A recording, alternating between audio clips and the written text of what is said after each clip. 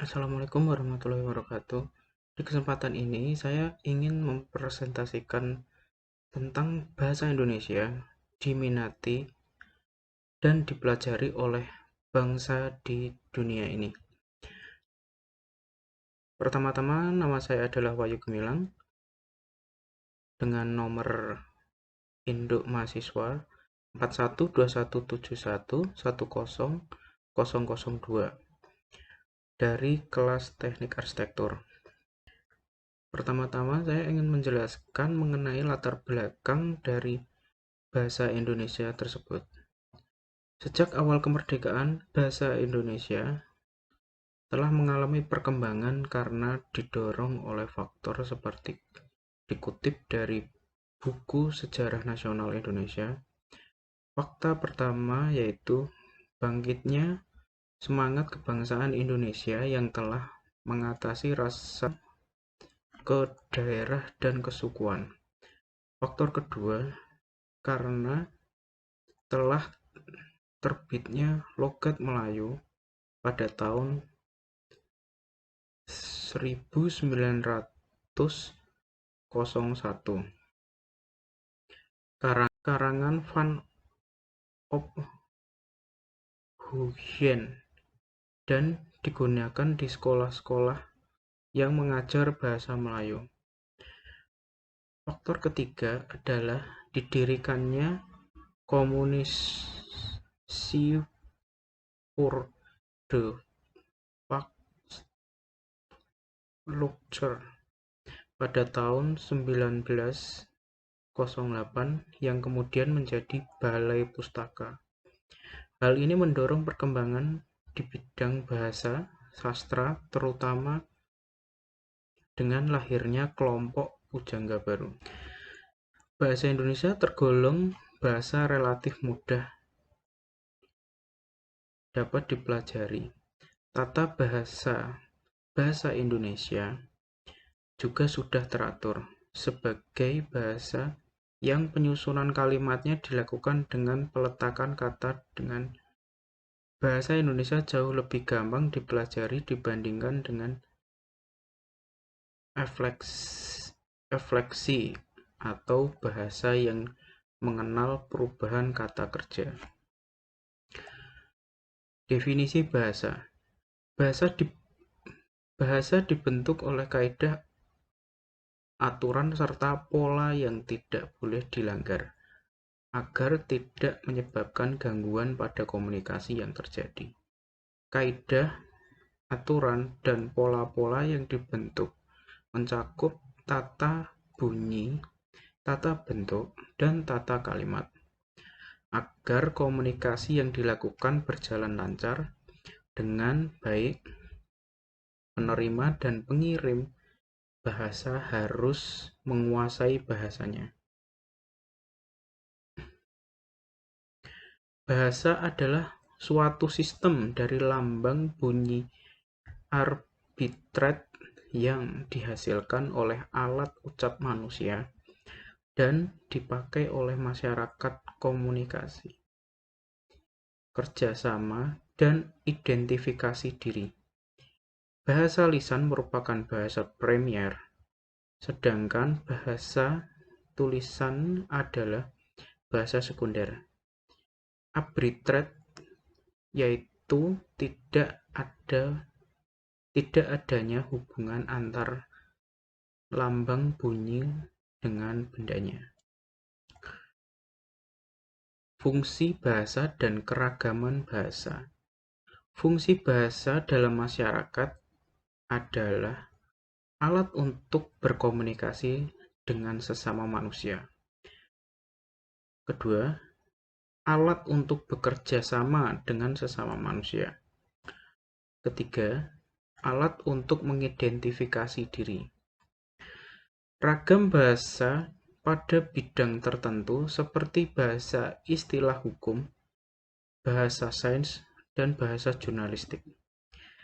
Ragam bahasa pada perorangan atau ideolek seperti gaya bahasa mantan Presiden Soeharto yang gaya bahasa Benyamin, dan lain sebagainya.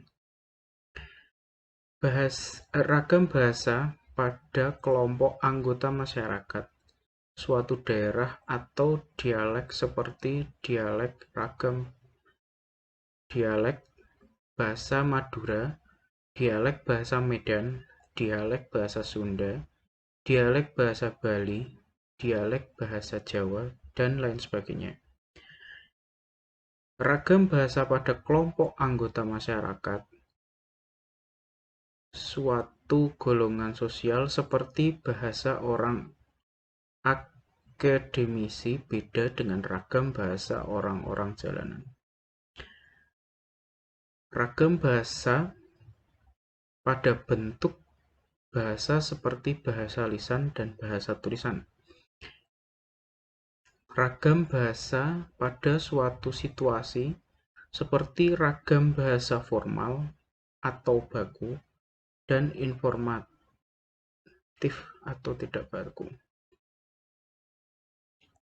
Kemudian, sejarah perkembangan bahasa Indonesia. Sumber bahasa Indonesia yang pertama adalah bahasa kebudayaan, yaitu bahasa buku-buku yang berisi aturan hidup dan sastra. Kemudian, bahasa perhubungan atau lingua franca antar suku di Indonesia. Ketiga, bahasa perdagangan, baik bagi suku yang ada di Indonesia maupun pedagang yang berasal dari luar Indonesia. Keempat, bahasa resmi kerajaan. Jadi, jelaslah bahwa bahasa Indonesia sumbernya adalah bahasa Melayu. Perkembangan bahasa Indonesia di dunia.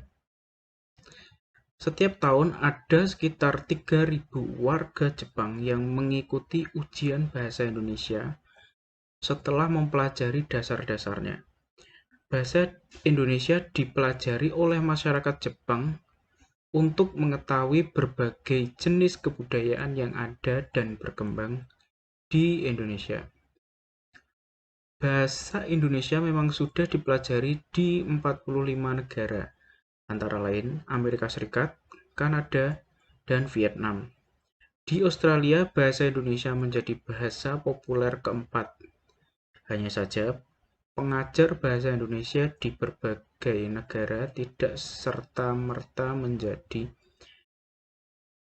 bahasa Indonesia sebagai bahasa pergaulan. Sampai kuartal ketiga tahun 2010, jumlah tenaga kerja di Indonesia di luar negeri memang mencapai 4,32 juta orang. Tetapi kehadiran mereka di luar negeri tidak posisi bahasa Indonesia tersebut. Sampai akhir bahasa Indonesia di luar negeri.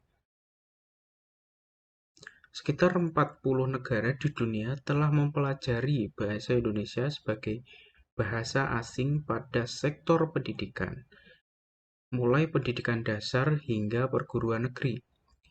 Bahasa Indonesia makin banyak diminati oleh masyarakat dunia. Terbukti hingga saat ini lebih kurang 40 negara telah mempelajari bahasa Indonesia sebagai bahasa asing. Sebagai bukti ketertarikan negara asing mempelajari bahasa Indonesia, pada Oktober tahun 2004 pernah digelar konferensi internasional pengajar bahasa Indonesia untuk penutur asing yang dilaksanakan di UNHAS. Melalui bahasa Indonesia, masyarakat dunia dapat mempelajari lebih dan bangsa Indonesia. Kesimpulan dari presentasi ini adalah perkembangan bahasa Indonesia untuk menjadi bahasa Indonesia internasional mempunyai banyak kendala, seperti ilmu pengetahuan dan teknologi yang masih dikuasai oleh bangsa asing, bangsa lain, dan kekuasaan dominasi yang juga masih ekonomi berada di tangan bangsa lain, dan lain-lain. Dan sebenarnya di balik kekurangan-kekurangan dari bahasa Indonesia juga mempunyai banyak kelebihan untuk menjadi bahasa internasional. Seperti bahasa Indonesia mudah untuk dipelajari dan ada banyak juga negara yang mempelajari bahasa Indonesia di negaranya. Upaya untuk mengembangkan bahasa Indonesia adalah dengan pembakuan bahasa Indonesia dan pengembangan istilah perlu dilakukan. Di samping itu, sikap berbahasa masyarakat, ketahanan bahasa, keamanan para pengunjung harus dijamin. Di samping itu, ketahanan ekonomi dan perkembangan iptek harus ditingkatkan. Semua faktor itu yang akan mengangkat bahasa Indonesia sebagai bahasa internasional dan bahasa peradaban dunia. Untuk presentasi ini, saya ucapkan terima kasih. Wassalamualaikum warahmatullahi wabarakatuh.